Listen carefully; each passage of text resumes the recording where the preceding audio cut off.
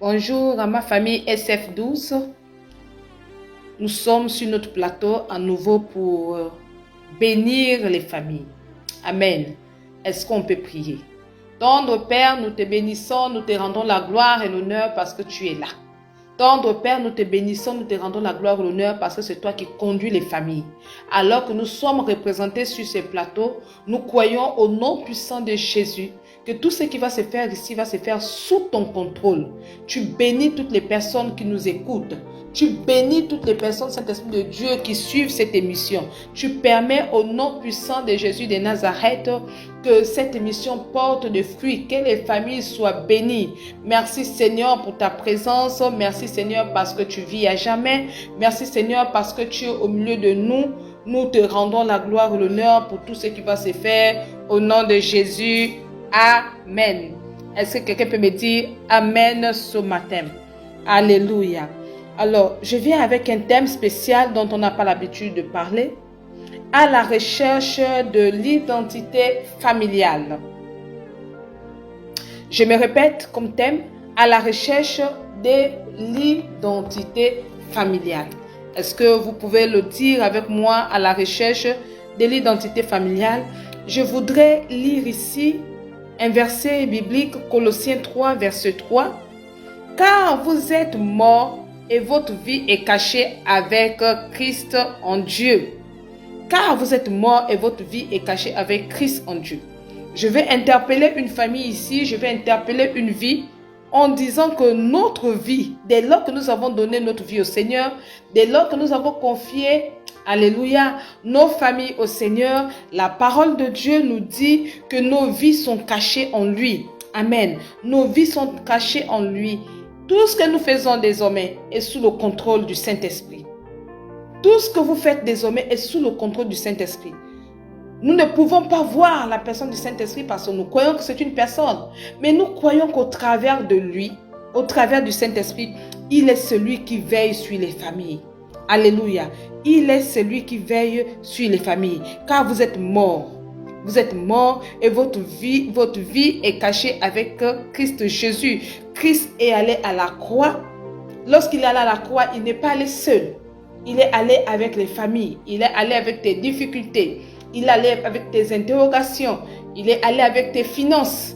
Il est allé avec tes pleurs. Il est allé avec tes joies. Donc, désormais, tu appartiens à la grande famille, à la famille de Christ. Mais je parle ici de la recherche de l'identité familiale. Parce que plusieurs familles ont perdu leur identité et elles sont considérées comme des esclaves à la cour du roi. Qu'est-ce que j'entends par identité familiale? Je vais commencer par dire ici que dans la naissance de chaque personne ou la naissance de chaque famille, nous avons pour obligation d'avoir une identité. L'identité d'une personne est l'affirmation de son existence. Merci de me noter existence. Votre existence au sein de la famille, votre existence au sein de la société, votre existence au sein de la nation, votre existence au sein des personnes, on va dire des amis, des personnes qui vous entourent. C'est la reconnaissance de votre individualité et de ce qui est la différence de ce qui fait la différence de vos proches. Donc vous comprenez qu'au travers de votre identité, vous vous faites distinguer ou à nouveau, ou je vais dire, utiliser une expression ici, vous vous faites reconnaître au travers de l'identité. Mais il s'avère qu'il y a des personnes qui sont vivantes, qui ont même un certain âge, mais qui n'ont pas d'identité. Amen. Est-ce que je me fais suivre? Posséder l'identité est un droit humain fondamental qui permet à chacun de nous de jouir de ses droits.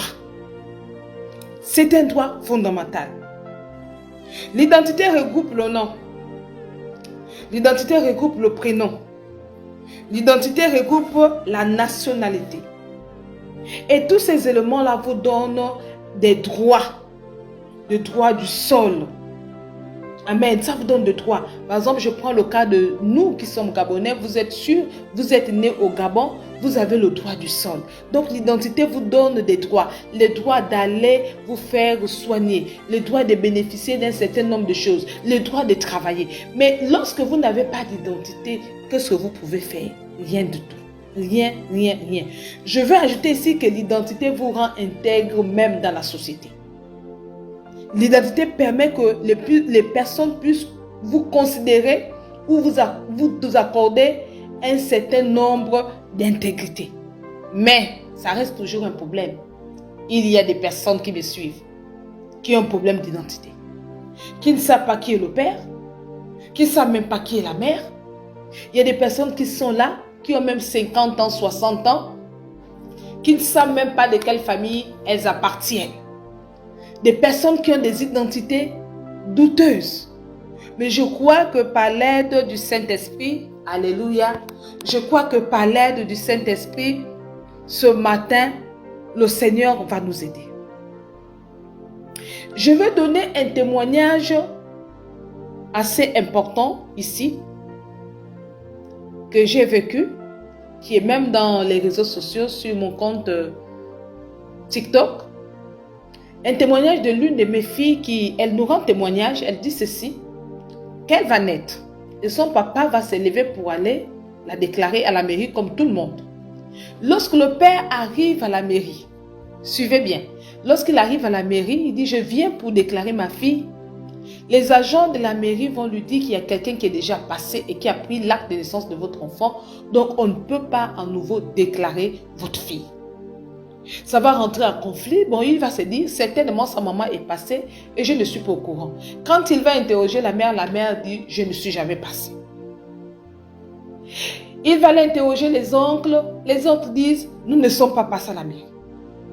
Il va interroger des personnes autour, des personnes qui étaient très proches. Les personnes proches vont dire, nous ne savons pas de quoi tu parles. Et ça a été une histoire compliquée dans la famille où il y a eu des accusations. Ils sont allés chez les Nganga pour vouloir comprendre ce qui s'est passé. Et cette fille, jusqu'à 32 ans, a vécu sous l'ombre d'un esprit. Alors, comment elle nous explique son témoignage? Elle explique que dans la recherche de tout ce qui s'est fait, ils ont fini par comprendre qu'elle avait été mariée par un esprit. Et c'est cet esprit-là qui s'est pointé à la mairie, qui a pris son acte signe de mariage. Elle ne peut pas voyager, elle ne peut pas avoir de carte d'identité, elle ne peut pas faire son passeport, elle ne peut pas faire un certain nombre de choses. Alors, à la recherche de cette identité, elle va avoir des amis, des collègues qui vont l'aider à avoir une pièce mais qui n'est pas conforme à la loi. Elle va évoluer avec. Et arrivée à maturité, elle va vouloir établir son passeport, elle va être rejetée. Et c'est là qu'elle commence à comprendre qu'est-ce qui ne va pas. Chaque fois qu'elle allait, elle est rejetée, elle est rejetée. Elle va dire à sa maman, je ne comprends pas cette histoire d'identité. Même quand les personnes voulaient l'aider, rien n'est passé. Et sa mère va lui dire, voici ce qui s'est passé à ta naissance. Le Seigneur va faire grâce. Elle va venir à mon cabinet. On va faire une cueille d'âme. On va comprendre que son histoire d'identité débute depuis sa naissance. Donc, c'était une histoire qui datait de 32 ans. 32 ans. Nous allons prier. Le Seigneur va faire grâce qu'elle puisse refaire ses papiers. Donc, elle va retrouver son identité. Aujourd'hui, elle a pu avoir son passeport, elle a pu avoir sa carte d'identité. Donc, nous bénissons le Seigneur. Est-ce que vous voyez? Elle a vécu 32 ans sous l'emprise d'un esprit qui l'avait épousée, un esprit qui a considéré que les parents lui ont donné un mariage parce que sa maman cherchait des enfants, alors que la maman cherchait des enfants, elle a été mariée à cet esprit-là. Donc, vous voyez que la fille, avant même qu'elle ne naisse, était déjà condamnée sous l'emprise d'un esprit démoniaque. Et là, il y a quelqu'un qui va me dire, mais révérende, comment faire pour reconnaître que votre identité est volée? Comment faire? Bien sûr qu'il y a des signes. Il y a des signes qui permettent qu'on puisse reconnaître que votre identité a été volée et je vais vous donner ces signes. Prenez-moi le tout premier signe ici. Prenez bien ces signes. Prenez bien ces signes. Toi qui me suis, regarde le tout premier signe. Lorsque vous faites des songes, je vais sur la base déjà de vos songes. Lorsque vous faites des songes et dans des songes, vous trouvez que vous êtes dans les trous, vous vous retrouvez dans des trous. Lorsque vous êtes dans des songes, vous vous rendez compte que dans vos songes, vous êtes attachés. Lorsque vous faites des songes et dans vos songes, vous portez le visage ou l'habit de quelqu'un d'autre. Lorsque vous êtes dans vos songes, vous rêvez toujours que vous êtes en plein air. Vous n'avez pas de maison, vous n'avez pas de toiture, alors que vous vivez dans une bonne maison, dans une très belle maison. Lorsque vous faites des songes, que vous dormez toujours dans des poubelles, vous dormez hors de votre maison. Lorsque vous faites ce type de songes, faites très attention. Quelque part, ce songe-là peut vous dire ou expliquer ici que vous êtes en train d'être volé dans votre identité.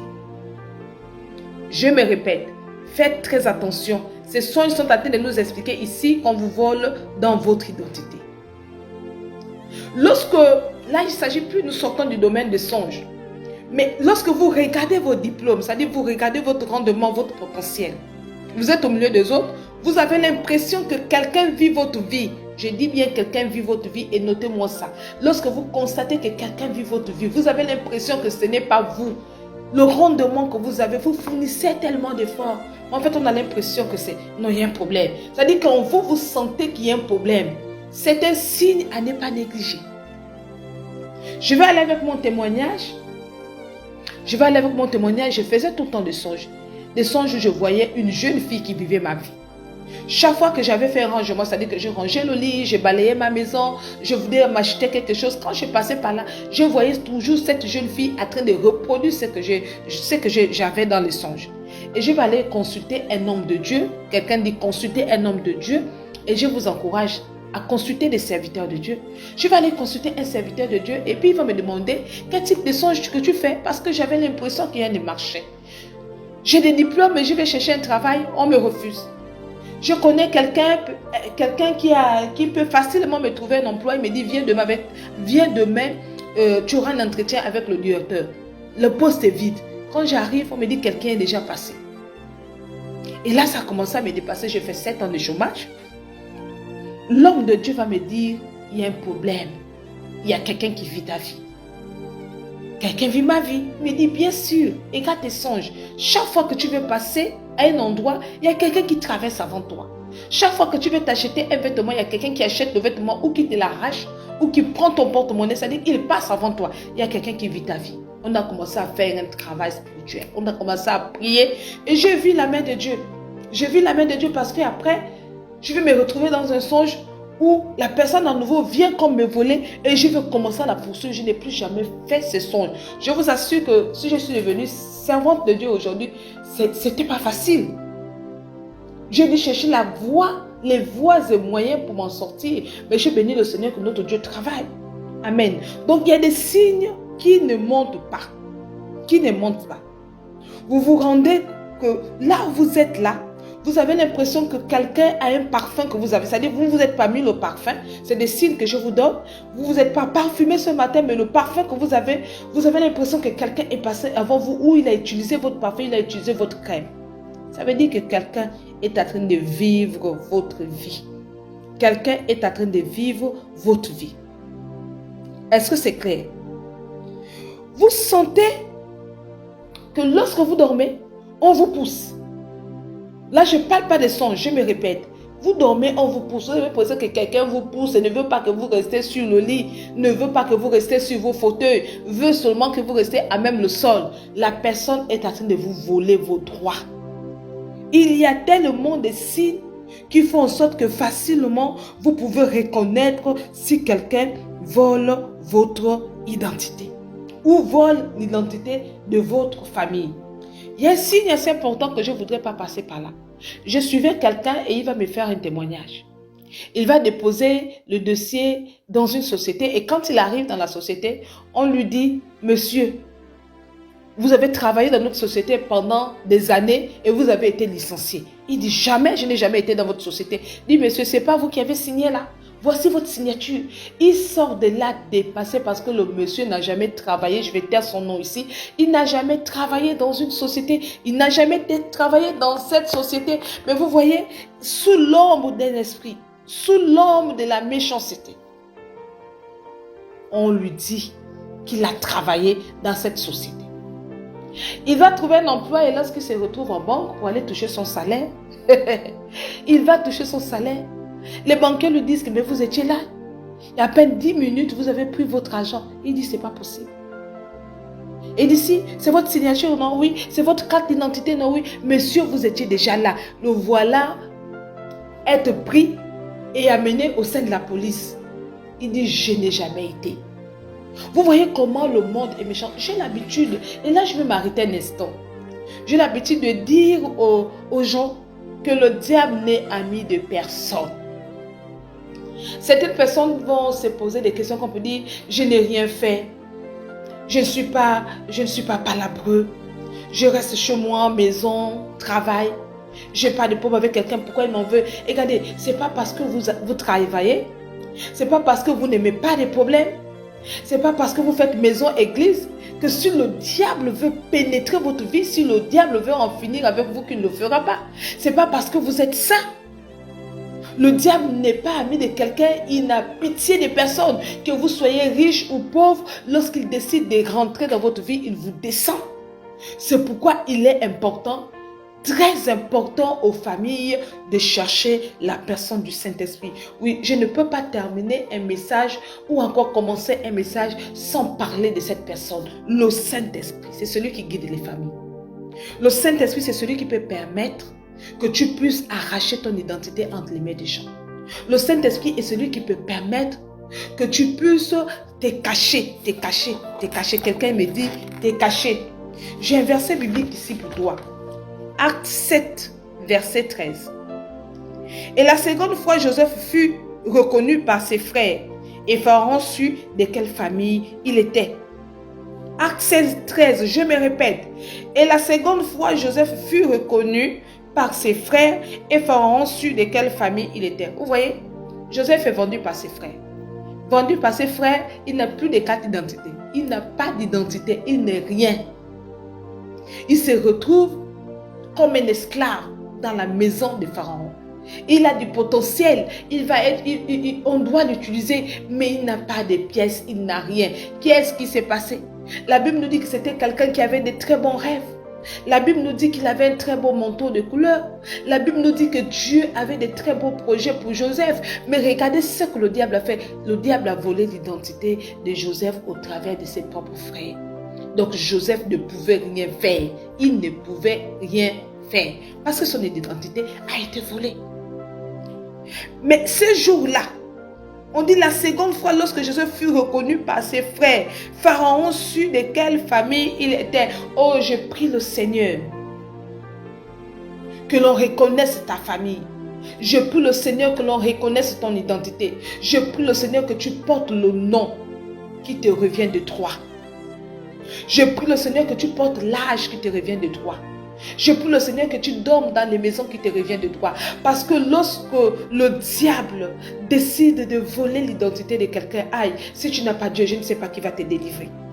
Si tu n'as pas Dieu, je ne sais pas qui va te délivrer. Joseph a eu la grâce. Il a eu la grâce d'être délivré. Et Pharaon a su de quelle race il était. Pharaon s'est rendu compte, oh, donc Joseph là, il n'est pas n'importe qui.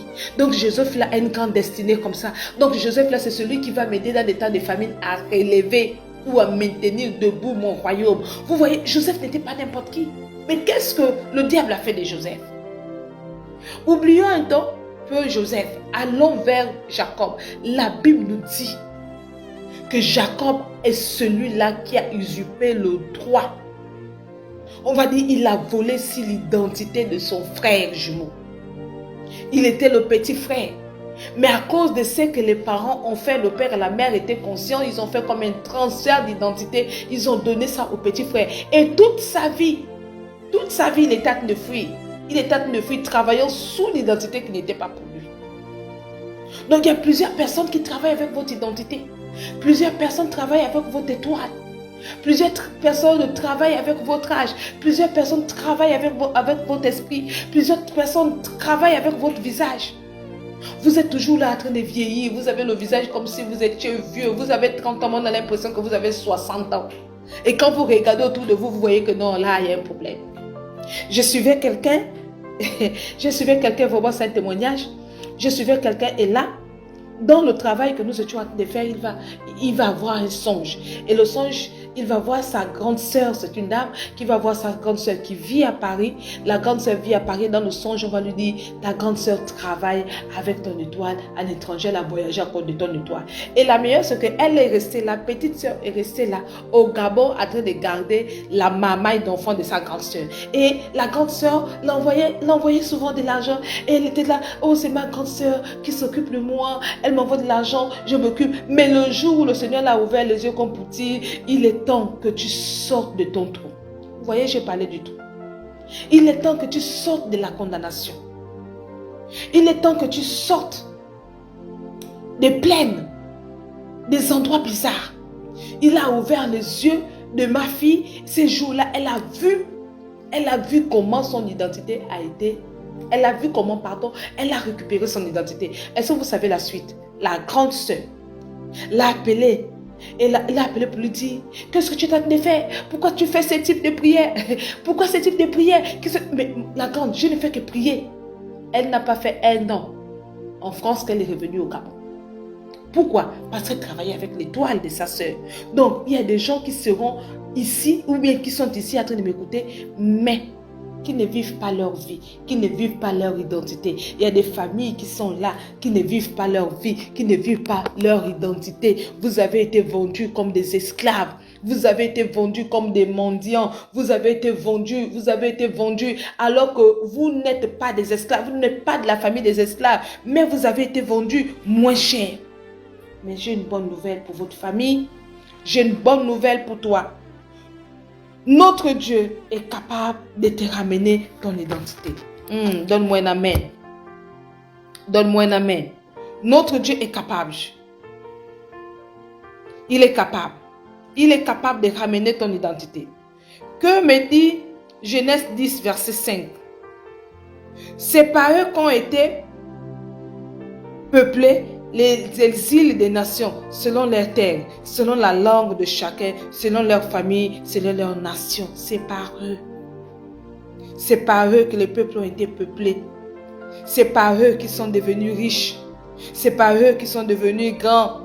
C'est par eux qu'ils sont devenus spéciaux. C'est par eux. Je prie le Seigneur que cette grâce t'accompagne. Par toi, les grandes choses vont sortir. Par ta famille, la grâce va venir. Par ta famille, les faveurs vont venir. Que ta famille puisse retrouver son identité. 1 Corinthiens 3, 23. Tout est en vous et vous êtes en Christ et Christ est en Dieu. Tout est en vous et vous êtes à Christ et Christ est à Dieu. Tout est en nous. Nous sommes en Christ et Christ est en Dieu.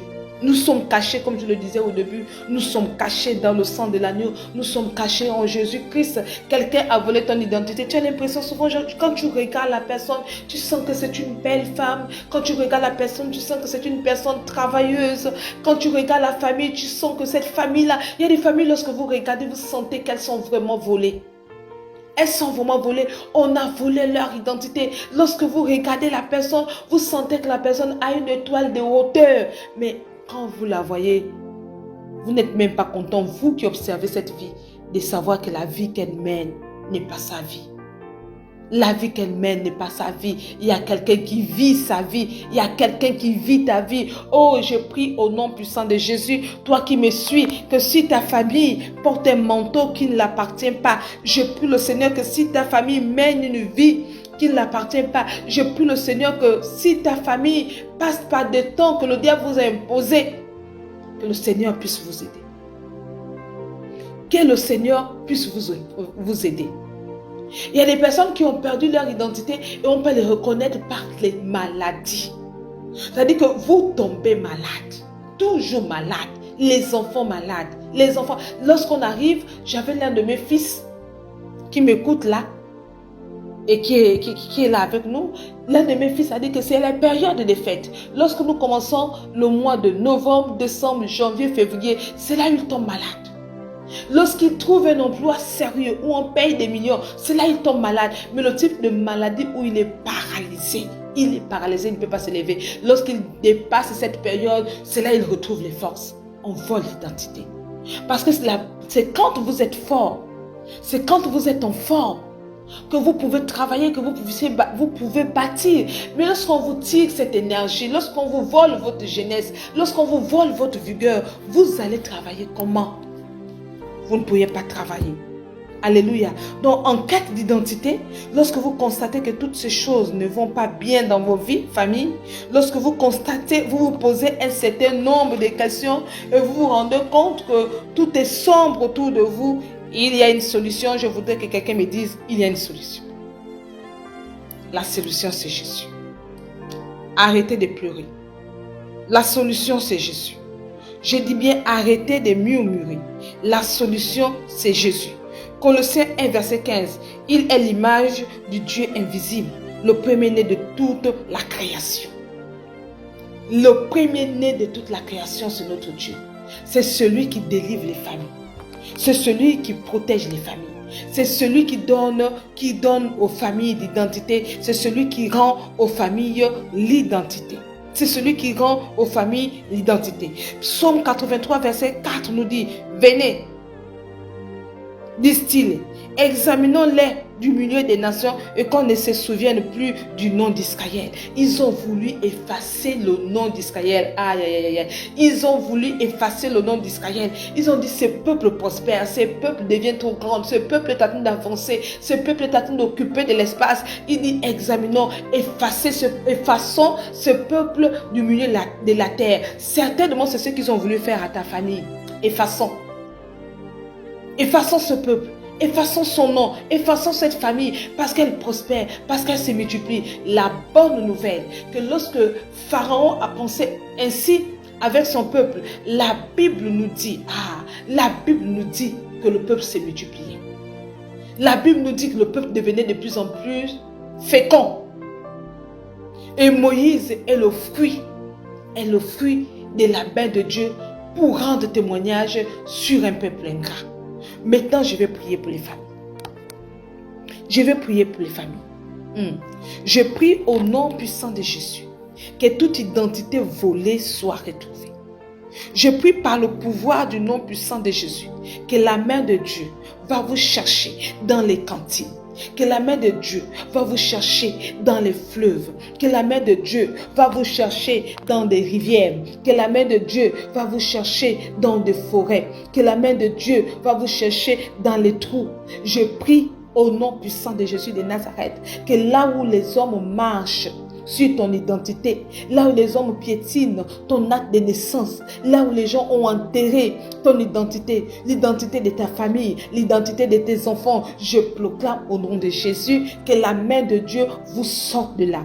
Je prie par le pouvoir du nom puissant de Jésus de Nazareth, là où les études de tes enfants se sont arrêtées parce qu'ils étaient très intelligents, ils apprenaient bien et tout d'un coup ils ont des troubles de mémoire, tout d'un coup ils apprennent plus bien, tout d'un coup ils ne veulent plus aller à l'école. Tout d'un coup, ils se mettent à fumer le chanvre. Oh, notre Père et notre Dieu, tu es celui qui exauce nos prières. Notre Père et notre Dieu, tu es celui qui accompagne nos prières. Notre Père et notre Dieu, tu es celui qui écoute les prières des personnes qui te cherchent. Viens, Seigneur, secourir nos familles. Viens secourir les familles qui ont été déshabillées de leur identité. Viens secourir les familles qui ont été déshabillées de leur identité. Donne un nouveau vêtement. N'est-ce pas ta parole déclare qu'on ne peut pas mettre du nouveau vin avec du vieux vin? N'est-ce pas ta parole déclare qu'on ne peut pas mettre le vieux manteau avec le nouveau manteau? Seigneur, c'est pourquoi nous t'appelons. Enlevez tout vieux manteau dans les familles. Enlevez toute vieille identité dans les familles. Enlevez les masques dans les familles. Enlevez cet esprit de Dieu, de souillure dans les familles, de telle sorte que ton nom s'élève. Oh, nous croyons, Papa. Nous croyons que tu nous accompagnes à SF12. Nous croyons que tu es le Dieu qui est au cœur de 12 familles, selon le mois de naissance de chaque personne qui nous écoute. Seigneur, tu sécurises chaque mois, tu sécurises chaque famille par ton pouvoir et ton autorité. Oh, merci Seigneur de donner la force, de donner à chacun, à chaque famille, à chaque membre, à chaque personne qui m'écoute ici, la force dans les songes, la force de se défendre, la force d'aller dans les cachettes de l'ennemi, la force de sortir leur identité, la force de brandir l'identité. Je prie au nom de Jésus. Je vais prier, alléluia. Je vais prier au nom puissant de Jésus de Nazareth. Alors que tu te bats au niveau de l'administration par rapport à tes papiers, que le Seigneur t'accorde cette grâce. Que le Seigneur te connecte aux bonnes personnes, pas aux personnes qui vont t'escroquer. Que le Seigneur te connecte aux bonnes personnes pour que tu puisses retrouver ton identité. Que tu puisses retrouver ton identité. La parole de Dieu déclare que les années volées par des sauterelles nous seront remboursées. Je le déclare au nom de Jésus de Nazareth. Comme la parole le dit, que tout ce qui t'a volé, toutes les années qui t'ont été volées, te soient restituées. La parole de Dieu nous déclare que nous bâtirons sur les anciennes ruines. Je prie sur ta famille, que les ruines sur lesquelles ta famille a été détruite, les ruines sur lesquelles ta famille a été volée, je déclare au nom de Jésus que vous puissiez être propriétaire de ces ruines. Merci tendre Père. Merci tendre Père pour cette émission qui fait du bien aux familles. Merci tendre Père de nous accompagner. Merci tendre Père de nous couvrir. N'est-ce pas toi qui dis dans ta parole que tu es le potier et tu donnes la forme. Tu nous as tellement enseigné, tu as dit allez dans la maison du potier, observez son travail. Lorsqu'il monte un pot et si le pot n'est pas beau, il brise et à nouveau il donne la forme. Seigneur, merci de donner les formes aux familles, Saint-Esprit de Dieu, qui ne sont pas distinguées. Merci pour ta présence. Merci Saint-Esprit de Dieu pour SF12. Merci pour toutes les personnes qui sont connectées, qui sont fidèles à notre mission. Merci, merci, merci. À toi la gloire, l'honneur. Nous te disons tout simplement Amen, Amen, Amen. Gloire à Jésus. Nous bénissons le Seigneur pour cette émission. SF12, Église au cœur de 12 familles. Nous parlons tout à l'heure de l'identité familiale des personnes qui ont été volées dans leur identité. Nous croyons par la grâce et le nom de notre Seigneur Jésus-Christ que vous avez retrouvé votre identité. Vous avez retrouvé votre identité. Nous vous donnons rendez-vous pour notre prochain numéro SF12. Pour toutes les personnes qui veulent que nous puissions vous suivre, nous puissions suivre votre famille, nous vous donnons tout simplement notre numéro 066 16 16 82 066 16 16 82. Que le Seigneur vous bénisse tous.